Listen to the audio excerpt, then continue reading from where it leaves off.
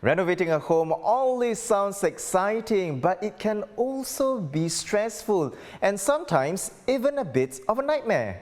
Now, how do you turn a rundown flat into the home of your dreams? There's so much to consider when planning a home renovation that it can be hard to know how to budget for it.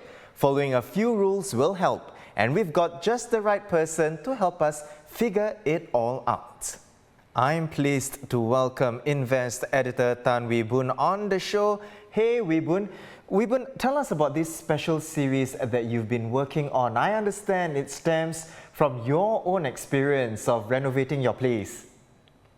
Well, I realized very early in life that when it comes to money, it pays to do some planning. And in the case of renovation, really do your homework. Here's a big incentive on why you should do the homework. You can potentially save up to 30% of your initial budget. This means that if you allocate, say, 100,000 for your home improvement, planning means that you can save up to $30,000, which you can then use to buy your new aircon and furniture. So this is what the ST Renovation Series seeks to do. We hope to give you some tips on the financial planning of your home renovation so that you can spend wisely. More importantly, don't overspend if you have plans to sell your property a few years down the road. We are also sharing tips on how you can shop smart. This is because you also need to spend quite a bit on new household appliances and other fittings for your newly renovated home.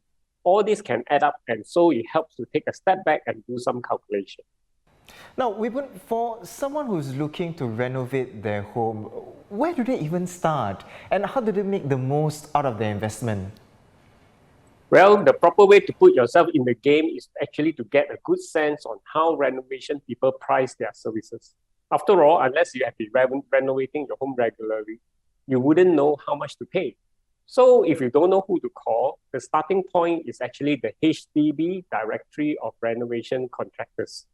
This applies even if you're living in a condo or a house. All contractors there are actually licensed by the HDB, and they have the basic know-how on what some of the rules are. So they won't go down and knock down some walls illegally and without permit.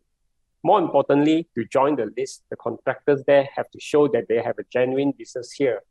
Of course, this may not guarantee good service all the time, but at least you know that they have a proper place of business and they won't disappear overnight. Once you have done your first selection, ask at least 2 of these contractors to come to take a look at your home. Tell them what you need.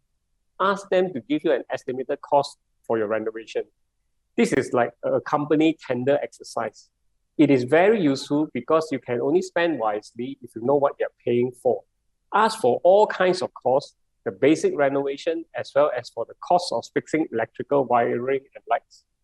When you get the quotes, you can then compare which contractor's cost is actually more reasonable. In my own experience, this is where you can save the most. For example, some contractor will charge $50 to fix a power point, and another will actually charge double to the same thing. If they can mark up the prices for about 100% for such items, I'm sure you will wonder what else is being charged double. So therefore, you need to be very detailed because it is your money at stake here. Finally, if you're not happy even with the first 2 that you have selected, call a third or even a 4th one. Yes, it's a lot of work, but I can tell you that it is rewarding when you finally find the best partner to work with for your renovation.